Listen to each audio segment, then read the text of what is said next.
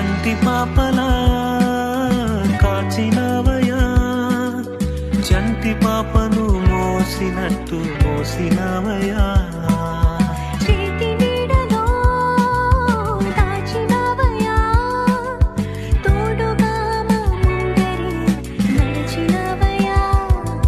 పోషించినవయా, బలపరచినవయా, భయము వలదని ధైర్యమునిచ్చినవయా.